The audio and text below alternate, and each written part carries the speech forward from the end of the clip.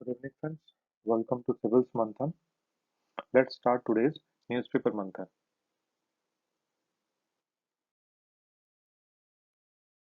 The first article is about the recent tropical cyclone by the name of Amphan. This Amphan cyclone has made the landfall in Bengal coast, West Bengal and Bangladesh, as well as in Odisha. So it has led to a lot of loss of lives as well as to loss to the property as well. तो सैम्फन के बारे में बस आपको एक तो नाम पता होना चाहिए. How the nomenclature of the cyclones, tropical cyclones happen. इसके बारे में ऑलरेडी एक वीडियो बना चुके हैं in the previous current affair classes. Newspaper मंथन की प्रीवियस क्लासेस एक बार देख लीजिए. उसमें आपको मिल जाएगा इसके बारे में, एम्फन के बारे में डिटेल्स एंड नोमेनक्लेचर कैसे होता है, नेमिंग कैसे होती है. And we also discussed about the name of different tropical cyclones in the different regions of the world. तो बस इसके बारे में इतना ही देखना. सेकेंडली एक बार हम साइक्लोन्स के नाम देख लेते हैं फिर से जल्दी से. Typhoon is named in the Pacific Ocean, Japan और चाइना के अलोंग. विली विली इस ट्रॉपिकल साइक्लोन को बोलते हैं in along Australia and New Zealand. Tropical cyclone और चक्रवात, इसको हम इंडिया के अराउंड इसको जाना जाता है. Hurricanes along the Americas in the Atlantic Ocean and इसके अलोंग आपका यूएसए और Mexico along that particular region hurricanes के नाम से. So that's all. Typhoon, willy willy and hurricanes, इसके नाम से आप ध्यान रखिए. चक्रवात इंडिया में इसको जानते हैं. And second article is about complete solarisation of Konark sun temple. Konark sun temple कहाँ है? कोणार्क में. कहाँ पर? ओडिशा में, राइट. अब इस MNRE, ministry of new and renewable energy ने इसको कंप्लीट सोलराइजेशन करने के लिए बोला है, कोणार्क सन टेम्पल का. और इस प्रोजेक्ट को इम्प्लीमेंट किया जाएगा by OREDA, Odisha renewable energy development agency. तो OREDA इसको इम्प्लीमेंट करेगी. ओवरऑल प्रोजेक्ट MNRE का है, ministry of new and renewable energy का. तो यहाँ पर क्या आपका प्रोजेक्ट है? 10 मेगावाट का grid connected solar project establish किया जाएगा. And various solar of grid applications, जैसे कि सोलर ट्रीज हैं, solar drinking water kiosk, of of grid solar power plants, battery storage के साथ में. तो ये सारा इस प्रोजेक्ट के अंडर होगा. फंडिंग कहाँ से आएगी? 100% सेंट्रल फाइनेंशियल असिस्टेंस होगा. कितना सपोर्ट? अराउंड 25 करोड़ के around from the ministry of new and renewable energy under government of India. So 100%. Total कितना है वो ध्यान रखने की जरूरत नहीं है, बट ये पॉइंट आप ध्यान रख सकते हैं. 100% central financial assistance, implementation by OREDA, Odisha renewable energy development agency. और इस स्कीम के तहत जितनी भी एनर्जी रिक्वायरमेंट्स हैं, all energy requirements of Konark town with solar energy, ये कंप्लीट की जाएगी. कोणार्क सन टेम्पल, ये देखिए पिक्चर में, this is Konark sun temple. Chariots भी है यहाँ पर. चैरियट्स जो रथ की जो है काइंड ऑफ स्कल्पचर्स बने हुए हैं. तो ऐसा लगता है कि मूविंग चैरियट्स हैं, ऐसा अ, देख के इनको लगता है. सो ये कब बनाया गया था? Konark sun temple 13th century में कंसीव किया गया था by gigantic chariot of sun god. तो जो सन गॉड है, सन गॉड के बहुत बड़े रथ के ऊपर इसकी टोटल जो है आर्किटेक्चर बेस्ड है, जिसमें 12 पेयर्स हैं, 12 pairs of ornamented wheels pulled by 7 horses. So इस तरह का ये एक आर्किटेक्चर है. किसने बिल्ड किया था? किंग नरसिम देव ने. सो नरसिम देव वर्मन ने किंग नरसिम देव फर्स्ट ने इसको बिल्ड किया था. और कौन सी डायनेस्टी आती? गंगा डायनेस्टी. सो दोनों पॉइंट ध्यान रखने हैं. Build during the time of Ganga dynasty by the king Narasimha Deva Varman first. और यूनेस्को वर्ल्ड हेरिटेज साइट के अंदर है डेफिनेटली ये. And it is also in the third link of Odisha's golden triangle. जो ओडिशा की गोल्डन ट्राइंगल थर्ड लिंक है. बाकी दो कौन से हैं? जगन्नाथपुरी इन पुरी एंड भुवनेश्वर के अंदर जो है आपका ये है सेकंड लिंक भुवनेश्वर में. सो आपको ये ध्यान में रखना है. इसके अलावा कोणार्क सन टेम्पल को ब्लैक पगोडा भी बोलते हैं. और व्हाइट पगोडा किसको बोलते हैं? जगन्नाथ टेम्पल इन पुरी को व्हाइट पगोडा बोलते हैं. So, इन दोनों चीजों को काफी इंपॉर्टेंट इंफॉर्मेशन है ये. Black pagoda Konark sun temple, white pagoda Jagannathpuri. So that's all about this Konark Sun Temple. Coming to the next, it says China accuses India of trespass. LSE heats up. So recently there was a standoff on the Indian-China border. LSE के along था line of actual control.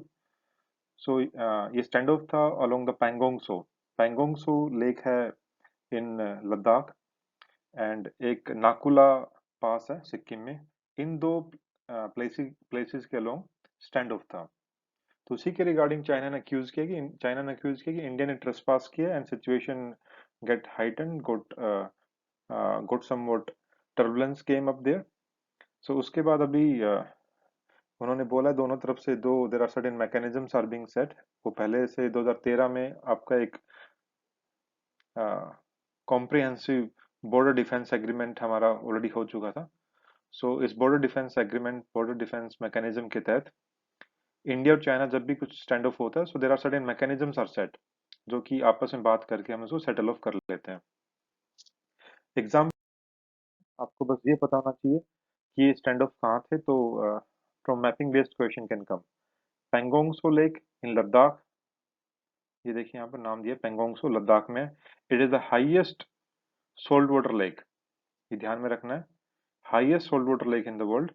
Second आपका नाकुला नाकुला पास इन सिक्किम यहाँ पर था. इसके अलावा दो Passage और हैं सिक्किम में इंपॉर्टेंट है. नाथुला पास जिस पास से ये आपकी मानसरोवर यात्रा के लिए नाथुला पास से पास करते हैं. जिलिपला पास से आपकी एंट्री है to the Chumbi valley corridor जहां पर कि डोकलाम क्राइसिस हुआ था. So that's all from these two. हम पहले भी डिस्कस कर चुके हैं. सो अब इतना ही इसके बारे में डिस्कस करना है. Next news is about Nepal's new map claims territories of India. So अभी रिसेंटली इंडिया ने एक लिंक रोड एस्टेब्लिश किया था. आपको बता देते हैं. नेक्स्ट ये देखिए यहाँ पर ये एक लिंक रोड है जो ग्रीन में था. अभी मैंने जो रेड किया है एक लिंक रोड बनाया था इंडिया ने. ये लिंक रोड किसको लिंक करता है? ये बेसिकली मानसरोवर यात्रा जो है जो हमारी पिलग्रिमेज तीर्थ यात्रियों की यात्रा होती है कैलाश मानसरोवर की. तो कैलाश मानसरोवर यात्रा के लिए लिपुलेख पास कहाँ पर है? ये इन द उत्तराखंड. ये इंडिया चाइना पास है and it is along the tri junction. Nepal भी पास में ही पड़ता है यहाँ से. ठीक है. सो एक कालापानी रीजन है ये जो जहाँ पर लिंक रोड बनाया गया है. So link road basically connect करता है. बहुत एक मेजर जो पार्ट था वो वहाँ पर रोड नहीं था. इस वजह से काफी the kind of the pilgrimage was very tough.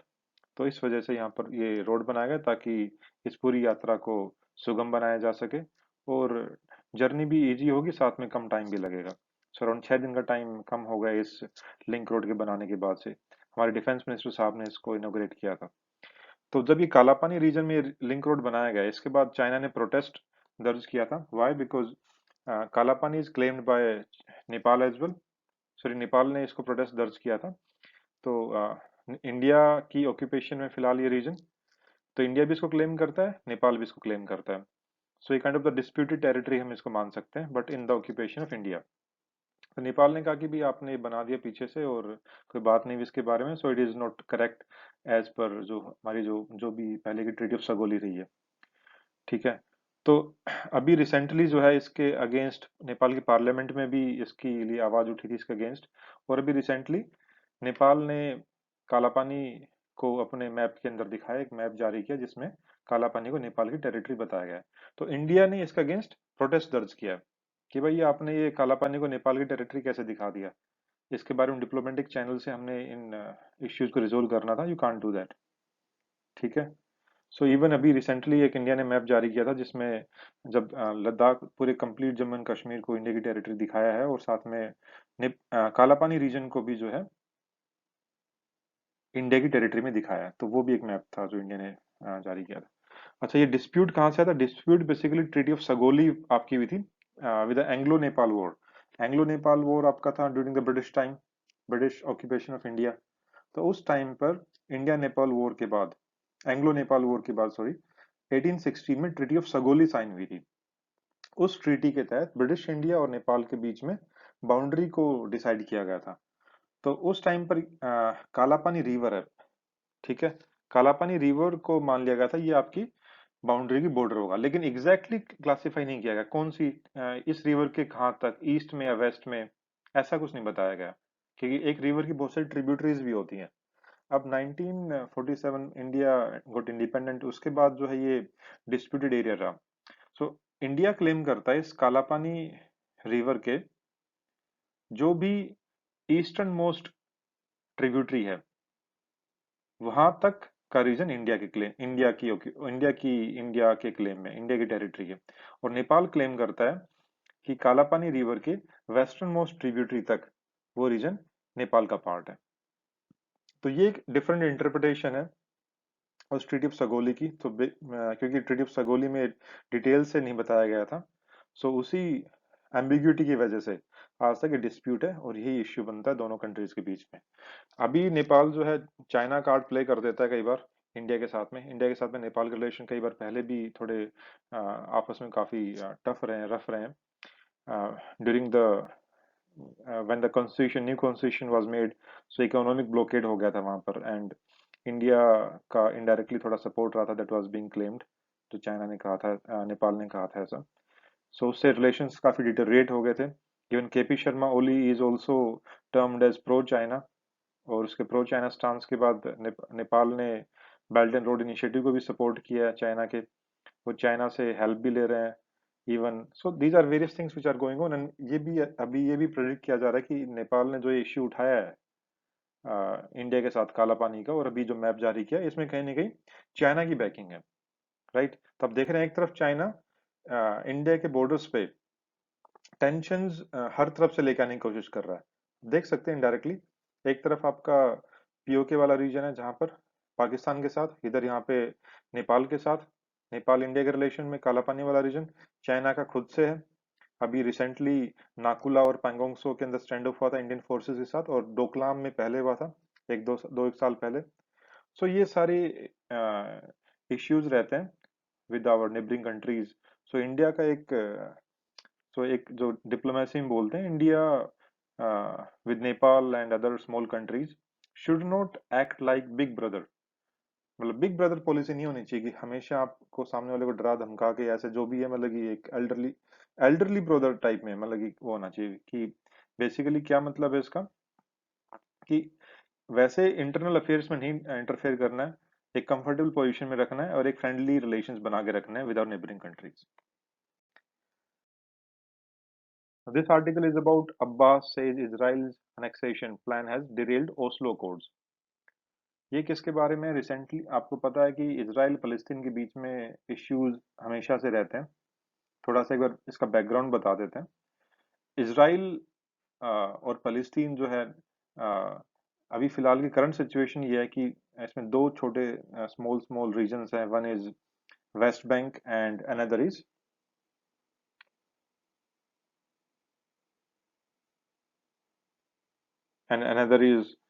Gaza strip. Waste Bank आपका जो है ये जॉर्डन रिवर के वेस्ट में, ये बेसिकली जॉर्डन रिवर का बैंक है वेस्ट। सो जॉर्डन रिवर के वेस्ट में वेस्ट बैंक है, और इधर आपका जॉर्डन आ जाता है, ठीक है, ईस्ट में। सो वेस्ट बैंक आपका region along the West Bank of the Jordan river. तो ये आपका पीएलए की ऑक्यूपेशन में Palestinian Liberation Authority. So Palestine authority जो है बेसिकली वो यहाँ पर गवर्न करती है वेस्ट बैंक को। तो यहाँ पर कौन सा है, यहाँ पर पैलेस्टीन अथॉरिटी काम करती है, and Gaza Strip is in the occupation of Hamas. Hamas भी पैलेस्टीन के पार्ट मानते हैं ये, ठीक है। और वेस्ट बैंक आपका फतेह। सो वेस्ट बैंक के अंदर कौन गवर्न करता है? फतेह। और गाजा स्ट्रिप पे किसका कंट्रोल है? हमस। लेकिन है दोनों पैलेस्टीन का ही पार्ट मानते हैं इसको बेसिकली। जो हमस है वो एक वायलेंट ऑर्गेनाइजेशन है। ये जो भी आप अटैक सुनते हैं, कोई भी मिसाइल या बॉम्ब्स वगैरह from the Palestine to Israel, वो बेसिकली हमस का ही काम होता है, राइट। और जो फतेह है वो थोड़ा पीसफुल ऑर्गेनाइजेशन है। ये एक पॉलिटिकल पार्टी है, पॉलिटिकल एंटिटी है इन द वेस्ट बैंक। तो जब भी बातचीत की बात होती है, यानी डिप्लोमेटिक एफर्ट्स होते हैं बिटवीन इजराइल एंड पैलेस्टीन, तो बेसिकली इजराइल और फतह के बीच में होता है, राइट? बिकॉज कोई पॉलिटिकल एंटिटी, उसी के साथ में कोई भी बात होती है। और फतह के लीडर हैं आपके महमूद अब्बास। तो महमूद अब्बास फिलहाल जो लीडर हैं फिलहाल फलस्तीन के, हम कह सकते हैं, राइट? बिकॉज हमस तो आपकी एक वायलेंट ऑर्गेनाइजेशन, एक तरह से आपकी टेरर एक्टिविटीज वगैरह करते हैं ये, ठीक है? तो ये आपका चलता आ रहा था पहले से। सो विद यूएन के साथ 1948-49 के अराउंड इनका एक peaceful solution, two state solution इन्होंने प्रपोज किया था यूएन ने, टू स्टेट सॉल्यूशन। तो उसके लिए कुछ टर्म्स एंड कंडीशंस थी, और उनके अकॉर्डिंगली दो स्टेट्स में डिवाइड करना था बिटवीन इजराइल एंड द फलस्तीन। लेकिन Israel unilaterally occupied major part of the regions, ठीक है? और जो फलस्तीनियंस थे, जो अरब्स थे, अरब मुस्लिम्स थे, वो श्रिंक हो गए just to only West Bank and Gaza Strip. उसके बाद आपस में फिर से बात हुई इनके बीच में, between the Israel and Palestine, along with the other certain world powers like US वगैरह, वो बीच में आके इन दोनों की बात करवाई। और उनको, उन बातचीत को ओस्लो कोड्स बोलते हैं। Oslo accord 1, Oslo accord 2। So Oslo accords आपको सिंपल ध्यान में रखना, डायरेक्ट क्वेश्चन आ सकता है, ओस्लो कोड्स किससे रिलेटेड है? सिंपल क्वेश्चन आएगा, किससे रिलेटेड है? It is a peace talks between, peace accords between Israel and फलस्तीन। इतना इसी काम बन जाना है, तो इतना ध्यान में रखना आपको, ठीक है? तो इस ओस्लो कोड्स में दोनों के बीच में बातें हुई थी, एग्रीमेंट्स वगैरह कुछ साइन की गई थी, कुछ कि बायलेटरली इन इश्यूज को रिजोल्व किए जाएंगे। बट अभी रिसेंटली यूएस ने एक प्लान किया था, आपको पता है, प्रेसिडेंट ट्रम्प ने एक प्लान प्रपोज किया था, and that basically increased the territorial sanctity of Israel over the Jerusalem as well, ठीक है? तो और बहुत सारी चीजें थी जो कि फलस्तीन को और ज्यादा श्रिंक कर रहा था वो plan.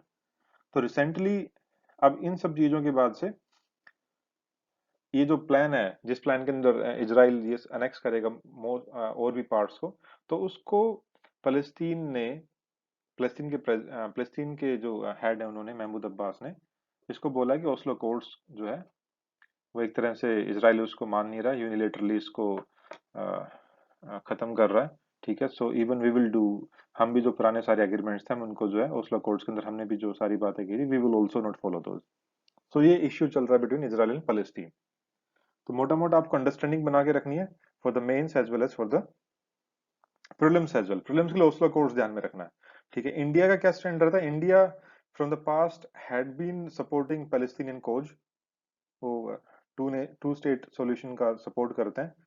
Recently India has dehyphenated its diplomatic relations with Palestine and Israel। Dehyphenate करना मतलब कि, एक तो हाइफेनेट मतलब कनेक्शन, कनेक्टेड रहना, हाइफन से कनेक्ट, ये देखिए क्या होता है हाइफन। हाइफन क्या करता है? ए को बी से कनेक्ट करता है, ठीक है? यानी कोई भी, कहने का मतलब, सपोज आई और पी ले लेते हैं, आई आपका इजराइल, पी आपका फलस्तीन। तो ये हाइफन है, हाइफन आपका आई इजराइल को फलस्तीन से कनेक्ट कर रहा है। मतलब इंडिया की कोई भी पॉलिसी होगी, अगर वो इजराइल को से बात करेंगे, तो फलस्तीन कनेक्शन रहेगा आपस में। फलस्तीन से अगर वो के रिगार्डिंग बात करें, इजराइल उसमें रहेगा। तो कहने वाले, इजराइल से जब भी कोई आपका बायलेटरल रिलेशंस होगा, Palestinian cause has to be there, Palestine को बैक ऑफ द माइंड रखा जाएगा because of this hyphenated policy. But recently India has dehyphenated its diplomatic relations, ठीक है? वो कैसे? कि अब जब, कहने का मतलब है कि इंडिया भी इजराइल के साथ इंडिपेंडेंटली, बिना पैलेस्टीनियन कोज को सपोर्ट किए, आगे अपने रिलेशन को स्ट्रॉन्ग कर सकता है। और ये हमने रिसेंटली देखा भी कि India strengthened its defence relations, its relations in the economic terms, trade, military, in agriculture, बहुत सारी चीजों के अंदर, space as well. So this is we call dehyphenation of India's foreign policy with respect to Israel and Palestine. That's all for today's discussion. If you have any questions, you can ask your questions on this Telegram group. You can join this Telegram group. You can ask your question. This is led by some civil servants, and we will be very happy to help you out in this for any of the guidance regarding civil service preparation. If you like this video, please do subscribe this channel.